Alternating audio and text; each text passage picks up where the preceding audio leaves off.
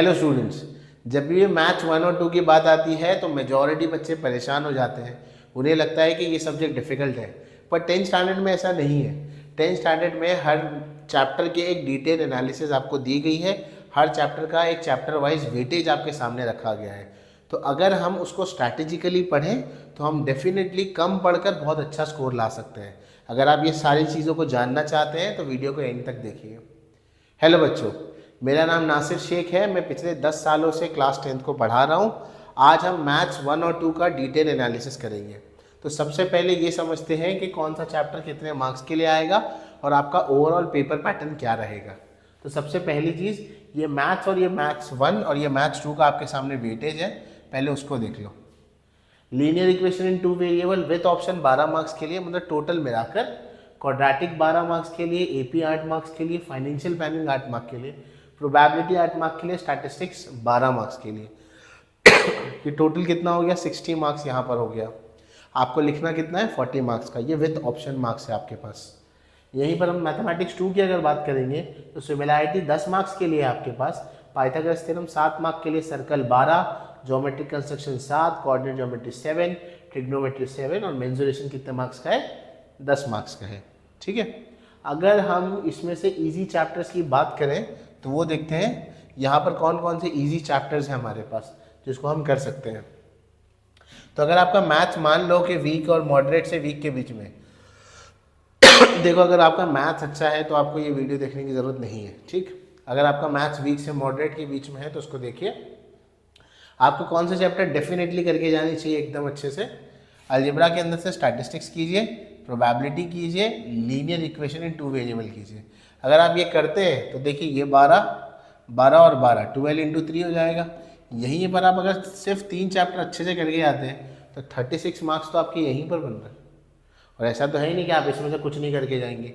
यानी कि अब अगर आप बुक का 3 चैप्टर एकदम डिट्टो अच्छे से करके जाते हैं तभी भी आप 36 मार्क्स जो है वो ला सकते हैं। अब यहाँ पर कुछ बच्चों को यहाँ प्रॉब्लम होगी, सॉरी एक कैलकुलेशन मिस्टेक, ये 8 मार्क्स का है ना, तो ये अगर 8 का है तो 4 कम कर दो, तो ये -4 कर दो यहाँ पर, तो 32 मार्क्स कुछ बनेगा। तो 32 मार्क्स तो आपके यहीं से हो रहे हैं, बराबर है। अच्छा, अब कुछ बच्चों को ये प्रॉब्लम हो सकती है कि स्टैटिस्टिक्स का सर क्या करेंगे, क्योंकि स्टैटिस्टिक्स जो है कुछ बच्चों को लगता है कि बहुत ज़्यादा डिफिकल्ट और लेंदी चैप्टर है। ऐसा नहीं है। मैं टोटल स्टैटिस्टिक्स में से आपको 7 से 8 इंपॉर्टेंट प्रॉब्लम दूंगा, आपको बस वही करके जाना है। उसके बाहर का आएगा नहीं, गारंटी दे रहा हूँ। उतना ही आएगा। अगर आपने समझ के कर लिया तो 7-8 प्रॉब्लम में चैप्टर निपट जाएगा। 32 मार्क तो आपके हो गए, बाकी 8 मार्क यहाँ से आप कहीं ना कहीं से तो जोड़ ही सकते हैं। ठीक है। अच्छा, ये जो वेटेज यहाँ पर दिया गया है, यहाँ पर लिखा भी गया है 2 मार्क्स इधर उधर हो सकते हैं, मतलब ये 12 का है तो 10 का हो सकता है यूजुअली। 14 का होने का तो चांसेस कम है। अब आते हैं मैथ्स 2 पर। अगर हम मैथ्स 2 की बात करेंगे यहाँ पर, तो मैथ्स 2 के अंदर सिमिलैरिटी 10 मार्क्स के लिए, पाइथागोरस थ्योरम 7 मार्क्स के लिए, सर्कल 12 मार्क्स से, कंस्ट्रक्शन 7, कोऑर्डिनेट ज्योमेट्री 7, ट्रिग्नोमेट्री 7 और मेंसुरेशन कितने मार्क्स के लिए? 10 के लिए। इसमें से मैं अगर रिकमेंड करूँगा ईजी चैप्टर्स तो आपको ये करने हैं, similarity, Pythagoras, geometric construction and coordinate geometry. तो सिमिलैरिटी 10 और 7 कितने हो गए? यहाँ पर 17 मार्क्स हो गए, और ये कितने हो गए? 14 हो गए। 7 + 4 11 हो गया, और ये मिला लेंगे 31। तो यहाँ पर सिर्फ 4 चैप्टर्स करने से भी 31 मार्क्स आपके यहाँ पर बन रहे हैं। बट ज़रूरी नहीं है कि आप इसमें से कुछ भी नहीं करेंगे। मान लो कि आपने सर्कल छोड़ दिया, सॉरी, मान लो कि आपने सर्कल छोड़ दिया, तो सर्कल छोड़ने के अलावा ट्रिग्नोमेट्री और मेंसुरेशन है, इसमें से थोड़ा सा पार्ट कर लो। 17 मार्क्स है, एटलीस्ट 4 मार्क्स तो यहाँ पे कहीं ना कहीं से आपको मिल ही सकते हैं। तो 31 और 4 मिलाएंगे तो कितना हो जाएगा? 35। यहाँ पे 35 और यहाँ पर 32 है। अगर इन सबको ऐड कर लेंगे तो टोटल 67 होगा आउट ऑफ 80, जो कि बहुत अच्छा स्कोर है। और आपने चैप्टर कितने पढ़े? 1 2 3 4 5 6 7 चैप्टर पढ़े। चैप्टर है कितने? 7 + 6 13 चैप्टर्स है।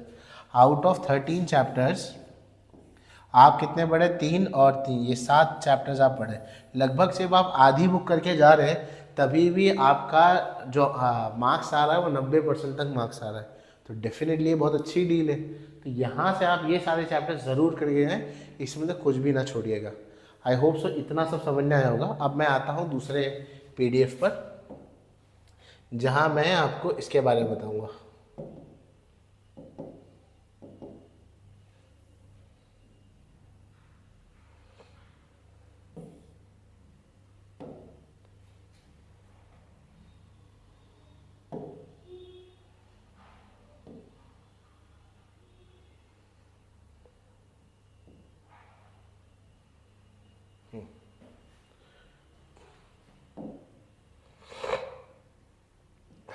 अब क्वेश्चन पेपर का आउटलाइन देख लो कि क्वेश्चन पेपर में आएगा कैसे और क्वेश्चन पेपर होता कैसे और पूछा क्या जाएगा। ठीक है, तो क्वेश्चन पेपर को अगर आप ध्यान से देखेंगे तो मैथ्स 1-2 का दोनों का पैटर्न जो है वो सेम है। क्वेश्चन नंबर 1 में आपको एमसीक्यू रहेगा, 4 मार्क्स के लिए 4 लिखना है, यानी कि कोई ऑप्शन नहीं रहेगा। एमसीक्यू के लिए सारे चैप्टर्स करके जाएं। अब सवाल के साथ जो चैप्टर छोड़ने बोले अगर उसका एमसीक्यू आ गया तो उसके एमसीक्यूज़ को प्रैक्टिस करके जाओ। एमसीक्यूज़ प्रैक्टिस कहाँ से करेंगे? प्रॉब्लम सेट के स्टार्टिंग में एमसीक्यूज़ होते हैं वहाँ से, 21 सेट में एमसीक्यूज़ है वहाँ से।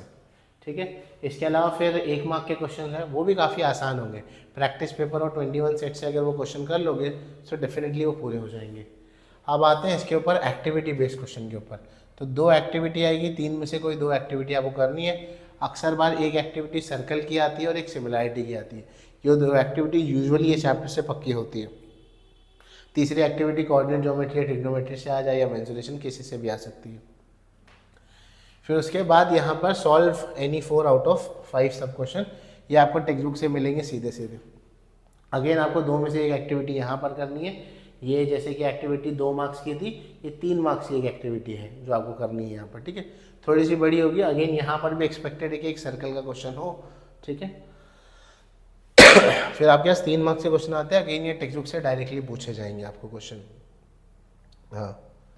हाँ, और एक बात याद रखो, क्वेश्चन नंबर 3B ये दिया हुआ है, one of the sub question should be asked on the prove on the given statement. यानी यहाँ पर क्वेश्चन नंबर 3B में आपको थियरम आएगा।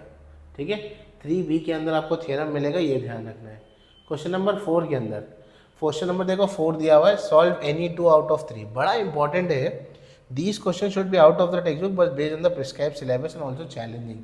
ये क्वेश्चन जो होगा वो आपको बाहर से आएगा। 2 क्वेश्चन आपको आए, 3 टोटल आएंगे क्वेश्चन, उसमें से 2 करने हैं और ये आपको क्वेश्चन बाहर से मिलेगा। बाहर से मतलब टेक्स्ट बुक का नहीं होगा, ये तो बात पक्की है, पर इतना भी डिफिकल्ट नहीं होगा कि आप कर नहीं सकते। आप चैलेंजिंग क्वेश्चन की प्रैक्टिस कैसे करेंगे? चैलेंजिंग क्वेश्चन का PDF मैं टेलीग्राम पर जल्दी भेजूंगा तो आप वहाँ से एक्सेस कर सकते हैं। और पुराने प्रीवियस ईयर्स क्वेश्चन पेपर्स उठाएंगे तो उसमें भी आपको चैलेंजिंग क्वेश्चन मिल जाएंगे, तो आप वहाँ से भी देख सकते हैं उसको। तो वो होने के बाद लास्ट क्वेश्चन जो है, solve any 1 out of the sub 2 question. ठीक है, 3 मार्क्स का है, कोई एक क्वेश्चन करना है। This question should be creative for with the response should be as follows. ये थोड़ा सा क्रिएटिव क्वेश्चन रहेगा आपके लिए, मतलब ये ऐसा क्वेश्चन समझ लो कि ये क्वेश्चन के अंदर आपसे कुछ अपना पर्सनल ओपिनियन भी पूछ सकता है ऐसे। तो यहाँ पर देखो, यहाँ पर लिखा हुआ है, बहुत सारी चीज़ें लिखी हुई है। फ्लो चार्ट वैसे यूजुअली अभी तो नहीं आ रहा है, थोड़ा सा पुरानी बुक है तो उसका पेपर पैटर्न है, पर ऐसे यूजुअली मिलेगा नहीं आपको। क्लियर बात समझ में आ गया? तो ये ओवरऑल आपका पेपर का एनालिसिस है। इसके दोनों PDF मैं टेलीग्राम पर शेयर कर दूंगा, तो वहाँ से देख सकते हो। अगर कोई डाउट्स है तो कमेंट सेक्शन में मेंशन करो। वीडियो अच्छा लगा है तो लाइक करो। Till then keep working hard, all the best.